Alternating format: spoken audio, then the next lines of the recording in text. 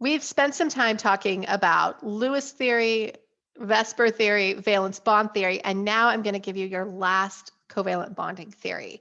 And this is the one that connects the most to a quantum atom or to a modern picture of what the atom looks like or behaves like or the electronic structure of it.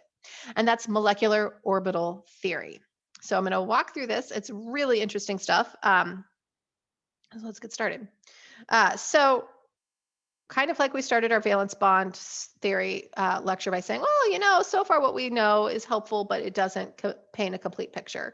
I could say the same thing now about valence bond theory. It's very helpful, especially for predicting geometries and understanding that, but it still doesn't give us a perfect predictive tool for how molecules behave. And so there's still some things that are missing. First, it still assumes that electrons are actually localized on the atoms. And so it doesn't give us a powerful tool to understand how electrons are delocalized in resonance structures. And so we still don't have a great explanation for that.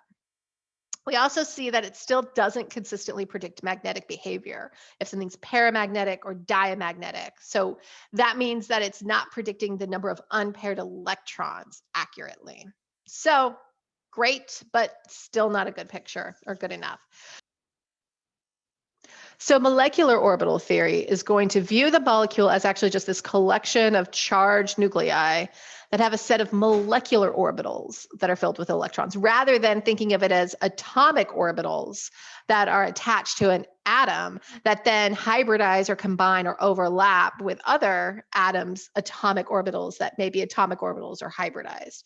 And so now it's going to say, it's like, well, no, we're going to look at the whole molecule. We're going to call them molecular orbitals for the whole molecule. And so what happens when we kind of broaden our view of this a little bit is that we'll see that this is a perfect application of Schrödinger's wave equation. It'll be applied to the molecule. We calculate the set of molecular orbitals from the actual wave equation. And then we'll be able to see the electrons belong to the whole molecule rather as viewing them as being isolated on just one atom. So electrons, since we're calculating Schrödinger's wave equation for the whole molecule, we'll then treat the electrons as if they're part of a whole molecule rather than an atom. And that means we'll be able to look at electrons as orbitals that go over the entire molecule. So that's what we do with molecular orbital theory. Of course, one of the things we've already talked about is that the only thing we can really actually calculate for Schrödinger's wave equation is like a hydrogen atom. It gets really complicated. And so it takes a lot of assumptions beyond that. And so we'll do estimations using Schrödinger's wave equation rather than complete calculations. And so because we're going to be in this world of estimations rather than complete calculations, what we're going to be looking at is estimating solutions with atomic orbitals of the atoms by combining those atomic orbitals into molecular orbitals. Similar to how we hybridize them for valence bond theory, we're going to estimate these molecular orbitals by taking the atomic ones and bringing them together in a linear combination of atomic orbitals, or we call this the Lcao method. And there's other methods. And there's even the method of just trying to calculate it as best you can and make some estimations, right? But this isn't a computational chemistry class. It's an introductory one. So we're going to do the Lcao method, the linear combination of atomic orbitals. And when we do that, we are going to combine our atomic orbitals, and we'll see that sometimes they combine constructively and sometimes they combine destructively. Remember, these are just wave functions. These orbitals that we give as shapes and we draw with like these definite like lines, they're really just wave functions of the electrons. And so when we combine waves, when they combine constructively, they amplify or they increase the amplitude. And when they destructively interfere, they decrease it. And so we expect there to become a wave function of where there's no likelihood of them combining and there being electron density, and ones where there's more likelihood, an increase in likelihood for there being electron density in a space. And so we're going to call this constructive and destructive interference of our electron wave functions, bonding molecular orbitals if it's constructively combining, and anti-bonding molecular orbitals if it's a destructive combination. And we're going to use symbols for these. Bonding molecular orbitals will be based on the type of bonding they are, like in valence bond theory. They'll either be sigma or pi molecular orbitals. And if they're bonding molecular orbitals, we'll just write sigma and pi. If they're anti-bonding molecular orbitals, we'll put a little asterisk after it up as a superscript. So we'll have sigma asterisk or pi asterisk anti-bonding orbitals. And here's what this looks like when we start combining them. So if I take two of my two 1s orbitals, like this is two hydrogen atoms, right? So if we bring these two 1s atomic orbitals together and combine them, these wave functions will either constructively interfere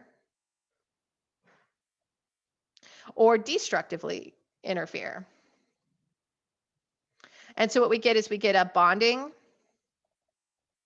MO, molecular orbital, and an antibonding molecular orbital.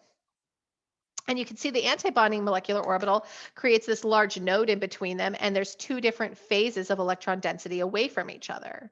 Whereas our bonding orbital is going to have one phase and no node in between them. And when we think about the relative energy of these, we know that that constructive interference that's going to bring those electrons into a space in between the two nuclei, where they're attracted to both, is going to lower their energy. It's going to make it more stable. So our bonding molecular orbitals are lower in energy, and our anti-bonding molecular orbitals are higher in energy. Let's look at how we actually draw it. So here's how we make a molecular orbital diagram. This is doing exactly what we had on the previous slide. We have two hydrogen atoms that each have an electron. So I'm showing here the atomic orbitals on two sides.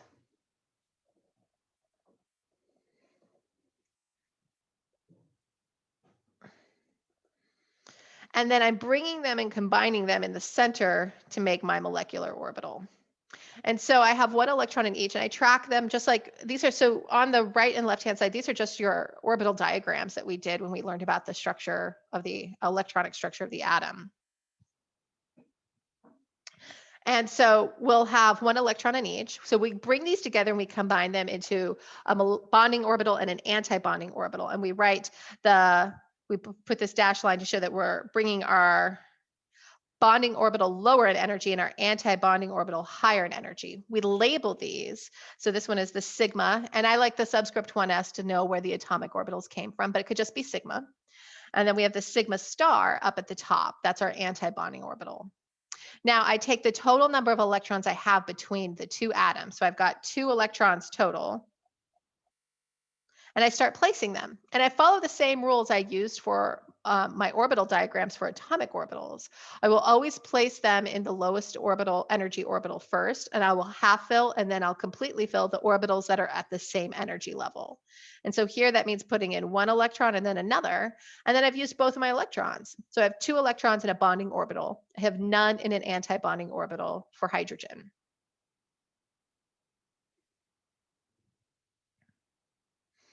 So when I'm filling in and building my molecular orbital diagrams, I'm still going to follow those same rules that we just demonstrated. I'm going to follow the off-bow principle. That means I'll fill electrons at the lowest energy orbitals that are available first, and then move up. I'll also make sure there are no more than 2 electrons in any orbital, and I'll make sure they're spin paired. And so that means I've got one going up and one going down, or like this. And that's my Pauli exclusion principle, that I'll have 2 spin paired electrons, so they'll have opposite spins. And lastly, electrons are going to spread out as much as possible when the spins are unpaired over orbitals of the same energy. And this is Hund's rule. That's another way of saying if I have 2 molecular orbitals in the same energy, I'll first put in 1 electron before I come in and pair them up.